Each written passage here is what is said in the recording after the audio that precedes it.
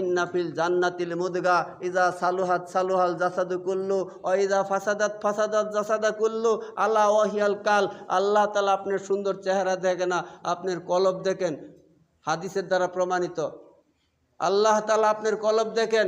আপনার দুনিয়ার কাজ করতে কষ্ট হয় না, মসজিদে এসে কারেন্ট গেলে কষ্ট হয়, দুনিয়ার কাজ করতে আপনার কষ্ট হয় না। খেতে খামারে যারা কাজ করে তাদের পাশে কিন্তু এরকম ছাদ করাও নাই, এরকম ফ্যানও নাই, ওই জায়গায় ঘন্টার পর ঘন্টা তারা কাজ করে, তাদের কষ্ট হয় না।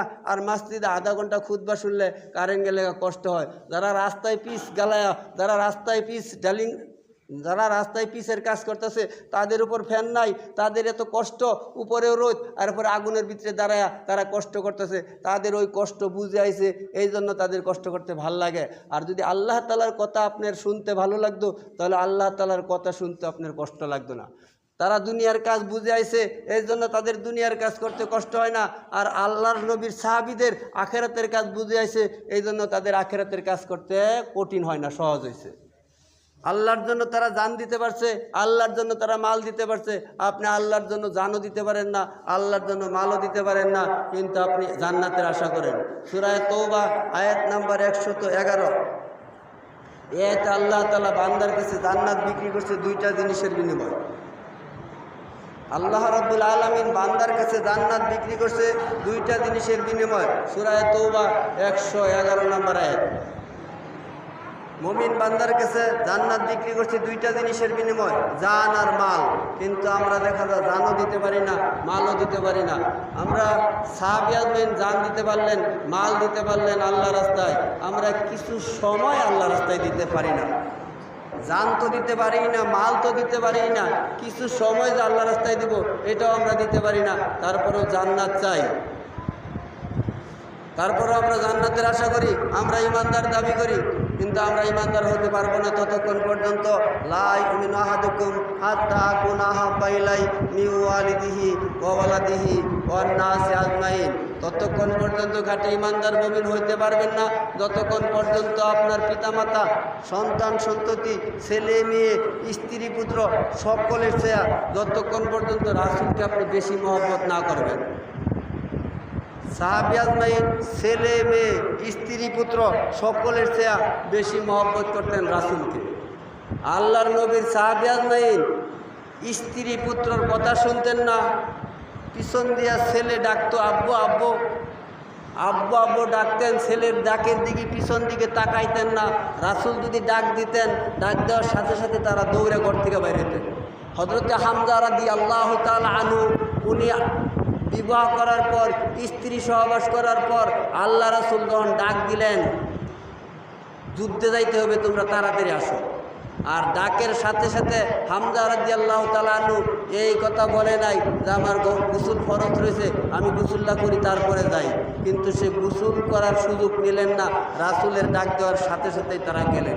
এই জন্য হাদিসের দ্বারা প্রমাণিত লা ইউমিনু আহাদুকুম হাত্তা আকুনা আহাব্বা ইলাইহি মিন ওয়ালিদিহি ওয়া ওয়ালাদিহি ওয়ান নাসি আজমাইন। যতক্ষণ পর্যন্ত আপনি খাঁটি ইমানদার মুমিন হইতে পারবেন না যতক্ষণ পর্যন্ত আপনার পিতা, আপনার মাতা, আপনার ছেলে, আপনার মেয়ে, অতঃপর আপনার নিজের জানের চেয়েও যতক্ষণ পর্যন্ত রাসূলকে বেশি মহব্বত না করবেন ততক্ষণ পর্যন্ত আপনি খাঁটি ইমানদার মুমিন হইতে পারবেন না।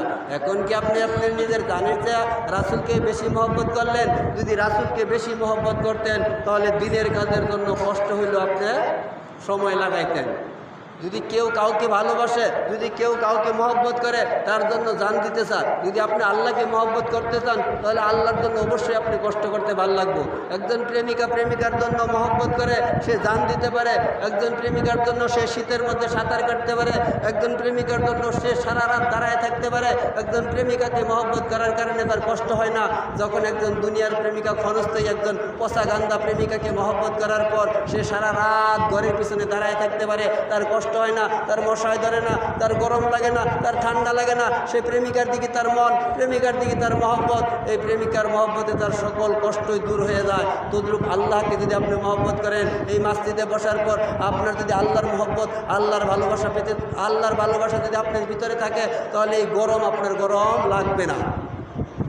কুরআন হাদিসের কথা, সূরা আল ইমরান আয়াত নম্বর 31, কুল ইন কুনতুম তুহিব্বুনাল্লাহ, যদি আল্লাহর ভালোবাসা পেতে চাও ফাত্তাবিউনি ইউহিব্বুকুমুল্লাহ, তাহলে তোমার নবীকে ভালোবাসো, ওয়া ইয়াগফির লাকুম যুনুবাকুম আল্লাহু গফুরুর রহিম, নিশ্চয় আল্লাহ তাআলা তোমার গুনাহসমূহকে ক্ষমা করিয়া দিবেন। বলি সুবহানাল্লাহ।